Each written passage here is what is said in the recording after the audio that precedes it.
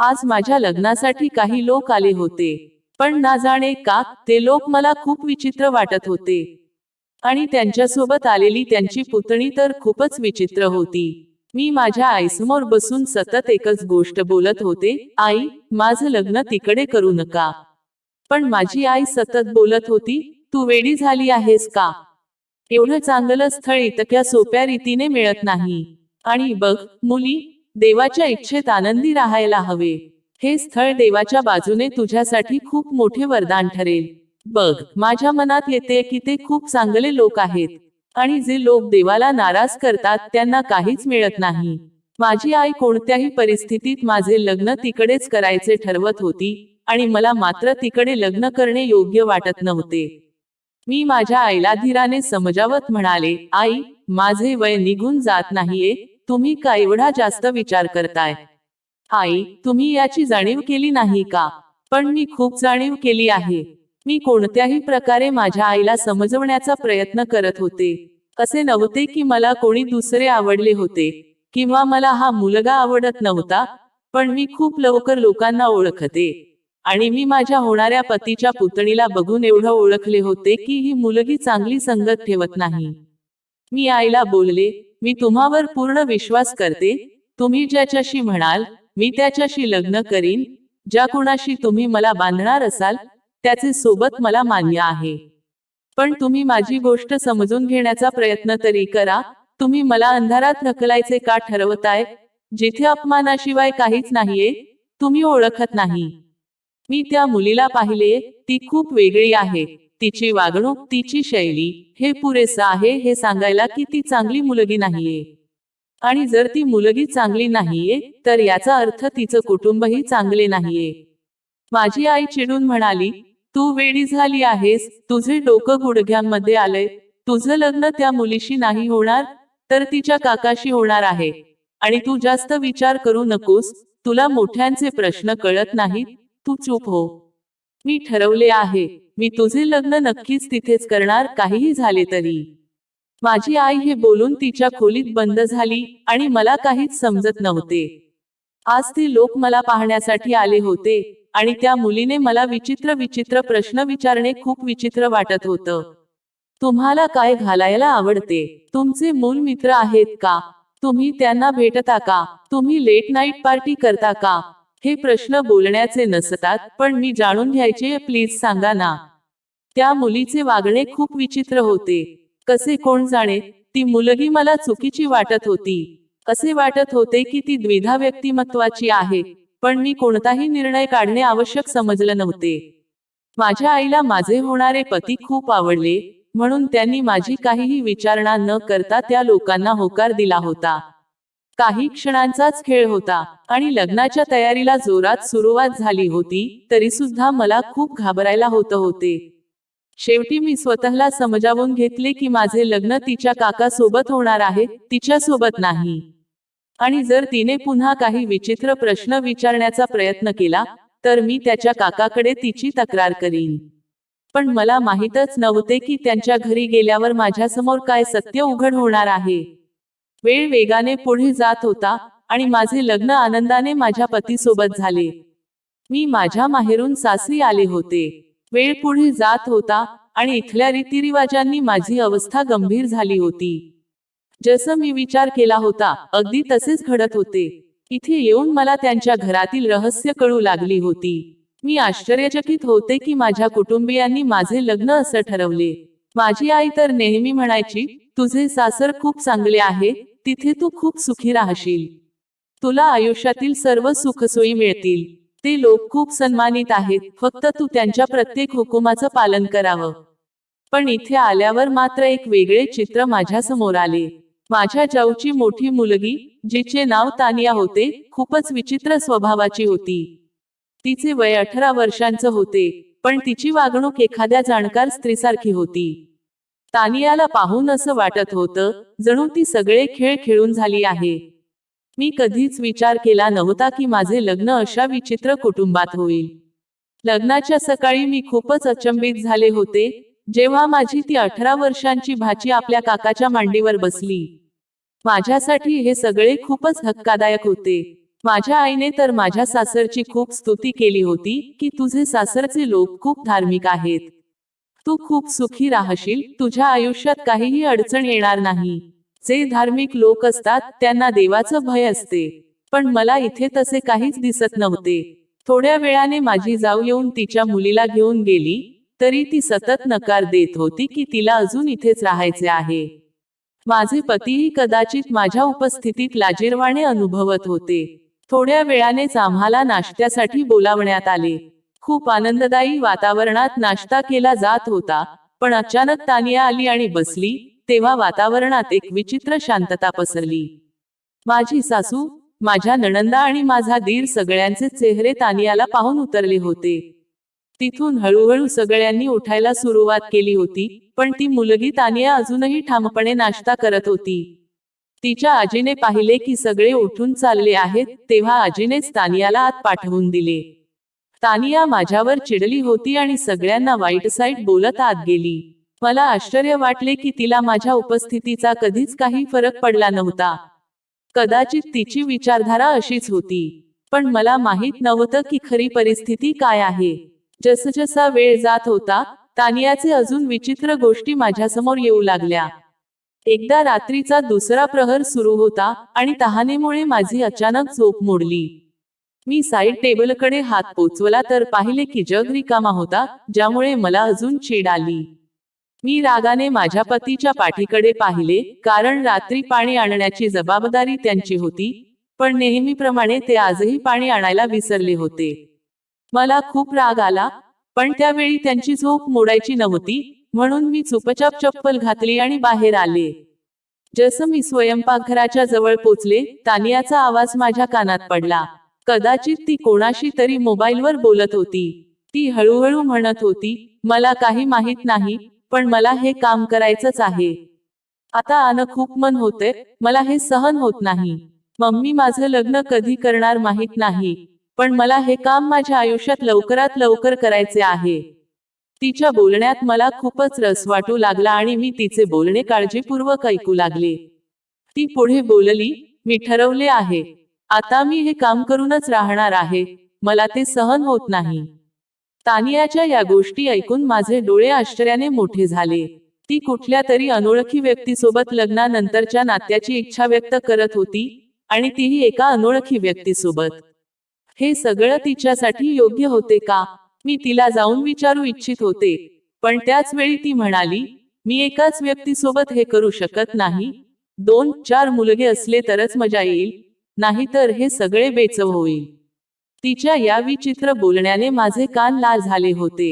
अचानकच ती स्वयंपाकघरातून बाहेर आली, आणि मला समोर उभे पाहून ती धक्कादायक अवस्थेत होती.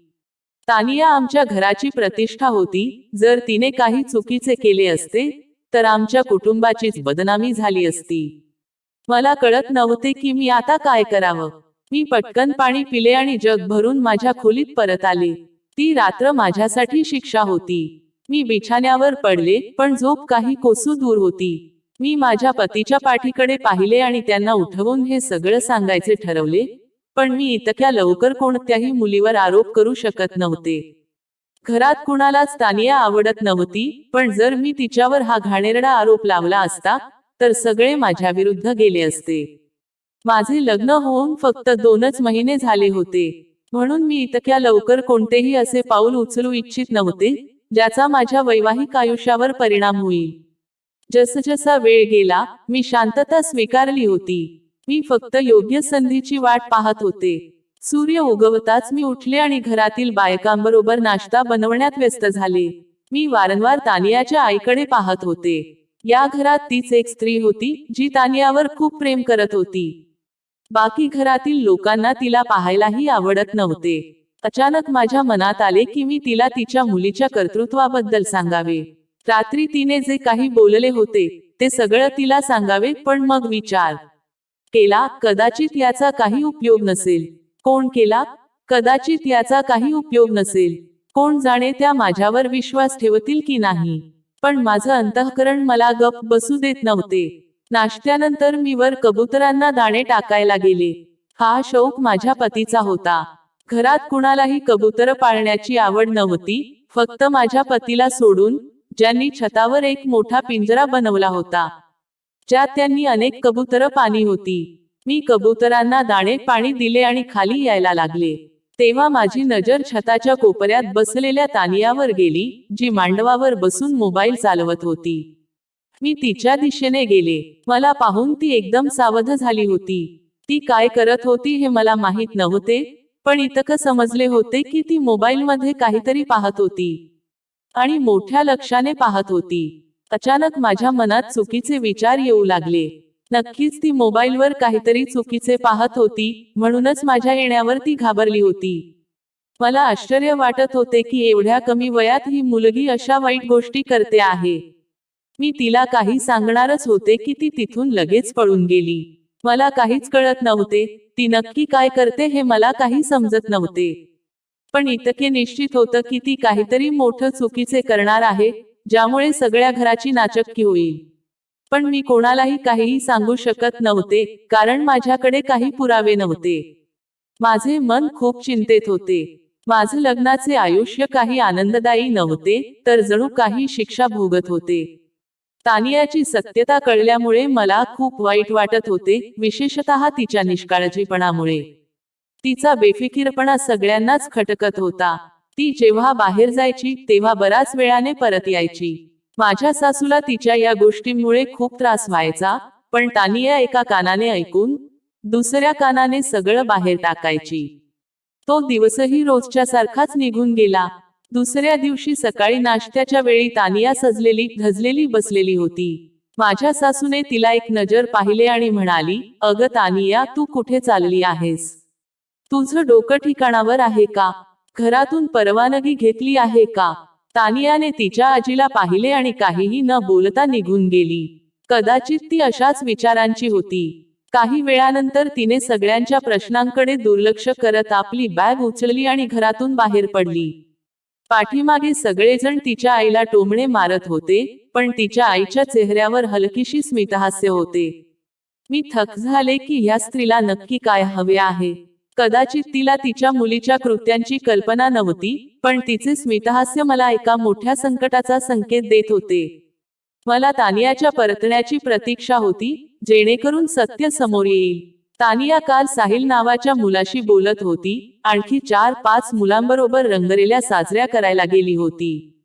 हे विचार करूनच माझ्या अंगावर काटा आला होता.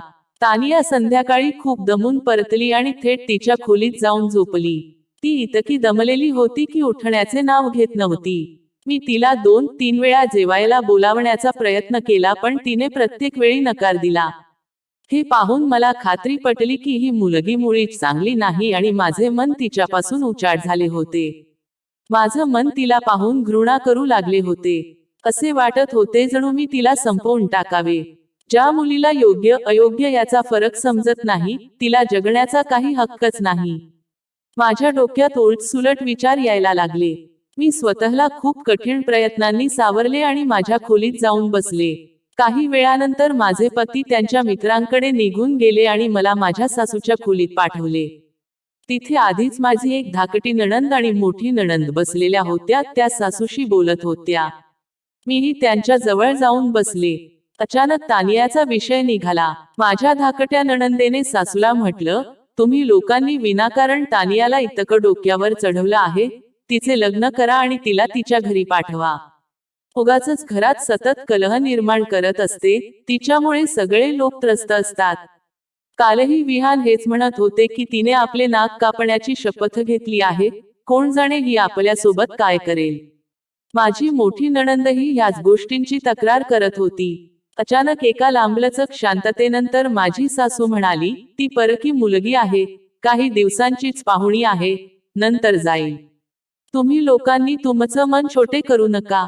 लवकरच सगळे ठीक होईल." परकी मुलगी या शब्दावर माझे लक्ष गेले. मी माझ्या सासूला विचारले, "आई, परकी मुलगी म्हणजे काय?" त्यांनी माझ्याकडे पाहिले आणि म्हणाल्या, "अगं सुनबाई, तुला काय माहित नाही का? तूच जाऊला तर मुलंच नव्हते. तिची स्वतःची कुठलीही संतती नव्हती. तानिया त्यांची स्वतःची मुलगी नाही, तिला त्यांनी दत्तक घेतले आहे आणि विनाकारण तिच्यावर खूप लाड केले गेले आहेत. त्या लाडामुळे ती बिघडली आहे." आणि ही गोष्ट माझ्यासाठी धक्कादायक होती. मी मोठ्या मोठ्या डोळ्यांनी त्यांना पाहत होते आणि मला तानियाच्या अश्लील वागणुकीचे खरे कारण समजले. माझ्या जाऊचं हळूच हसणं, तानिया उशिरा घरी आल्यावर काहीच न बोलणे, तिच्या चुका माहीत असूनही दुर्लक्ष करणे, आज सगळं सत्य समोर आले होते. त्यांनी तानियाला कधीच आपली मुलगी मानले नव्हते. मला तानियाबद्दल खूप वाईट वाटत होते की ती कशा प्रकारच्या घरात वाढली आहे, म्हणजेच तिचे भविष्य पूर्णतः अंधारात होते. तिची दुनिया आणि आयुष्य दोन्ही उद्ध्वस्त झाले होते. आज पहिल्यांदा मला तानियासाठी दुःख वाटत होते, पण मला हे माहीत नव्हते की खरी गोष्ट काही वेगळीच आहे, ज्याचा मला अजून अंदाज नव्हता. दुसऱ्या दिवशी सकाळी मी तिला खूप आश्चर्याने पाहत होते. माझा संशय हळूहळू वास्तवात बदलत होता. ती खूप डगमगत चालत होती, जे याचं लक्षण होतं की तिनं नक्कीच काहीतरी चुकीचं केले आहे. माझ्या सासूने तिला अनेक वेळा टोचले, पण ती नेहमीप्रमाणे दुर्लक्ष करत आपल्या आईच्या मिठीत शिरली. तिच्या आईनं तिच्यासाठी ताजा नाश्ता तयार केला आणि तिच्या समोर ठेवला, जो ती शांतपणे खात होती. आज मीही तिच्यासोबत बसले होते आणि विचार करत होते की तिचं संगोपन कसे योग्य करावे आणि तिला वाईट मार्गावरून चांगल्या मार्गावर आणावे. पण मला अजून माहीत नव्हते की ती खरे तर काहीतरी वेगळेच होते, ज्याचा मी कधीच विचार केला नव्हता. बराच वेळ ती माझ्याशी बोलत राहिली आणि मग आपल्या खोलीत निघून गेली. त्या दरम्यान तिने तिच्याबद्दल मला काहीच सांगितलं नव्हते. मी समजले की ती मुलगी निर्भय असून खूपच चतुर आहे, त्यामुळे ती स्वतःवर काही बोलू देत नाही. काही वेळानंतर ती पुन्हा स्नान करून बाहेर आली आणि स्वतःला एका मोठ्या चादरीत झाकून आपल्या आईला निरोप देऊन निघून गेली. आज तर माझी सहनशक्ती संपली होती. तिची आई सगळे पाहत बसली आणि शांत बसली राहिली. मी रागाने तिच्याकडे पाहिले आणि म्हणाले, तुम्ही वेड्या झाल्या आहात का? तुमच्या मुलीला तुम्ही कसे जाणू देत आहात हे तुम्हाला कळत नाही. ती आता तरुण आहे, तिची दिशाभूल होऊ शकते, ती चुकीच्या संगतीत जाऊ शकते. तुम्ही तिचे योग्य संगोपन का करत नाही?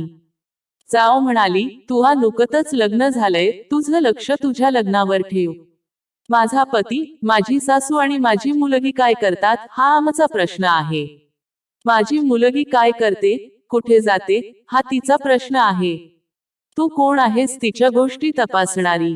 माझ्या जाऊबाईच्या या शब्दांनी मला खूप वाईट वाटलं की आई अशीही असू शकते का, जी आपल्या मुलांसोबत इतकं वाईट वागत असेल.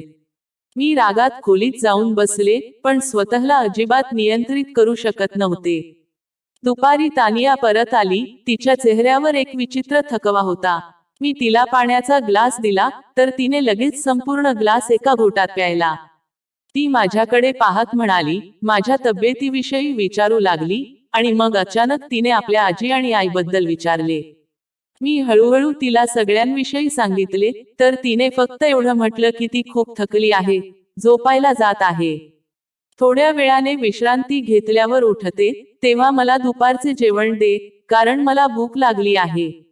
मी फक्त मान हलवली, कारण आता मी ठरवले होतं की मी तिला योग्य मार्गावर आणल्याशिवाय थांबणार नाही. पण आज मला माहीत नव्हते की सत्य कसे उघड होणार आहे. काही वेळाने जेव्हा देवाच्या चरणांमध्ये खूप वेळ झाला, तेव्हा मी उठून तिच्या जवळ गेले. तिच्या खांद्यावर हात ठेवून हलवले, तर माझी किंचाळी बाहेर पडली. मी त्वरित तिच्या छातीवर हात ठेवून पाहिले, तर तिचं हृदय धडधडणं थांबले होते. हाताची नाडीवर हात ठेवला, तर तिथेही श्वास चालत नव्हता. तिच्या मनगटात चेक केलं, पण नाडीही थांबली होती आणि तिचे प्राण तिच्या शरीरातून निघून गेले होते. आश्चर्याने माझ्या डोळ्यांमध्ये पाणी येऊन बाहेर येण्याची वेळ आली. मी त्वरित जोरात किंचाळून सर्वांना खोलीत बोलावले. सौभाग्याने घरात 2 पुरुष उपस्थित होते. तात्काळ तानियाला रुग्णालयात घेऊन गेले. पण तिथे गेल्यावर आम्हा सर्वांना ही सत्यता उघड झाली की तानियाचा मृत्यू 1 तास आधीच झाला होता. आम्ही तिथेच रडायला आणि किंचाळायला लागलो. थोड्या वेळातच तानियाचं अंतिम संस्कार करण्यात आले. सगळ्यांच्या तोंडावर एकच गोष्ट होती की ती मुलगी किती सभ्य होती. तिची उदाहरणं मिळत नाहीत. अशी मृत्यू तर नशीबवाल्यांना मिळते. सगळे याच गोष्टींवर बोलत होते, पण आमच्या घरच्यांचे चेहरे उतरले होते.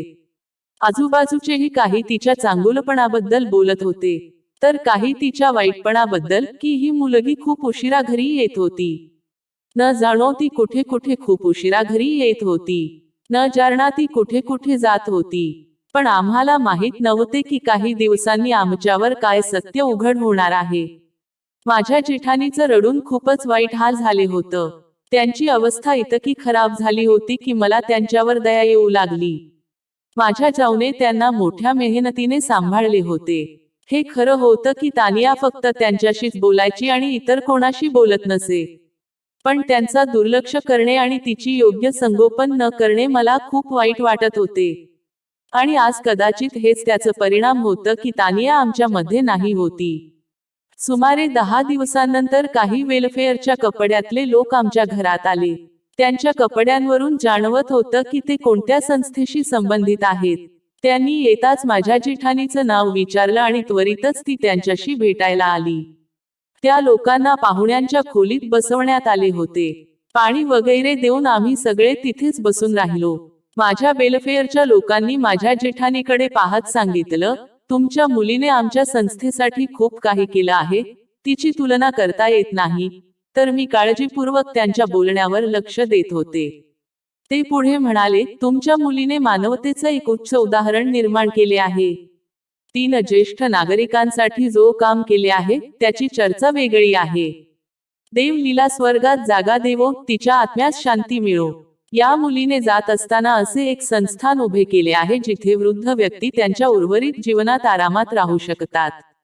तिने अशा शाळा बांधल्या जिथे गरीब मुलांना शिक्षणाचा संधी मिळेल. तिनं संस्थेला अशा प्रकारे सुरू केलं की आता लोक या संस्थेशी सतत जोडत आहेत. जर तुम्ही सोशल मीडियावर गेलात तर तुम्हाला माहित होईल की तुमच्या मुलीने काय काम केले आहे. आम्ही तुम्हाला या कामासाठी दाद देण्यासाठी आलो आहोत की तुम्ही मुलीला इतके चांगले संगोपन दिले आहे आणि तुमच्या मुलीसोबतच साहिलने देखील तिची खूप साथ दिली आहे. आम्ही त्याला देखील खूप कौतुक केले आहे की त्याच्यासारखी युवा पिढी देखील लोकांच्या सेवेसाठी काम करू शकते. तुमच्या मुलीने विधवांसाठी आणि अनाथांसाठी देखील खूप काही केले आहे. तिने जात असताना इतक्या गरिबांच्या घरात चुली पेटवल्या आहेत की त्याची काही गणना नाही. तुमच्या मुलीची गोष्टच वेगळी आहे. आमचा संपूर्ण परिवार त्या व्यक्ती आणि त्या महिलेकडे पाहत होता. त्यांनी माझ्या जेठानीच्या समोर एक मोठी रक्कम ठेवली आणि म्हणाले, तुमच्या मुलीने आमच्या संस्थेसाठी खूप काही केले आहे. हे तिच्या वतीने एक लहानसं बक्षीस आहे. तसे तर हे आम्ही त्यांच्या आयुष्यातच देण्याचा विचार केला होता. पण देवाला जे मंजूर आहे. आता आम्ही तिच्या कामाची किंमत करू शकत नाही, म्हणून किमान तुम्हाला ते देत आहोत. आशा आहे की तुम्ही हे काही चांगल्या कामात लावाल कारण हे तुमच्या मुलीच्या मेहनतीची कमाई आहे. त्या लोकांनी हे सांगून निघून गेले आणि आम्ही सर्वजण स्तब्ध झालो. संपूर्ण घर तानियावर रागावत होते. कोणाही तिच्याशी बोलणे उचित मानत नव्हते.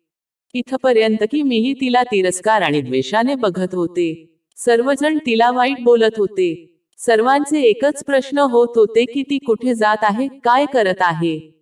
आणि आज जेव्हा सगळ्यांना सत्य समजले तेव्हा सगळ्यांच्या डोळ्यात तानियासाठी गर्व होता.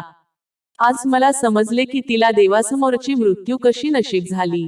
तिची आत्मा इतक्या सहजतेने कशी निघाली. आज मला माझ्या सासरवर गर्व होतोय की माझे लग्न किती चांगल्या जागी झाले. जेव्हा मी माझ्या जेठानीकडे पाहिलं तेव्हा ती आजही हसत होती, पण त्यांच्या डोळ्यात अश्रू होते. सर्वांनी त्यांच्यावर प्रश्न केला की हे सगळं काय आहे, तर त्यांनी फक्त एवढं सांगितलं, मी सर्व जाणते. माझी तानिया मला सर्व सांगितली होती. तिने मला फक्त वचन दिलं होते की मी कुणालाही तिच्या या कामाबद्दल सांगणार नाही. ती म्हणायची की ती इतक्या शांततेने मेहनत करेल की तिची यशोगाथा आवाज करेल. आणि आज तिने ते करून दाखवले आहे. मला माझ्या तानियावर खूप गर्व आहे. माझी जेठानी हे सांगून आपल्या खोलीत गेली आणि आज मला माझ्या विचारांवर खूप वाईट वाटत होते की मी तानियाविषयी किती चुकीचे विचार केले होते. मित्रांनो, आशा करते की तुम्हाला आमची गोष्ट आवडली असेल. गोष्ट आवडली असेल तर व्हिडिओला लाईक करा. चॅनलवर नवीन असाल तर सबस्क्राईब करा. धन्यवाद.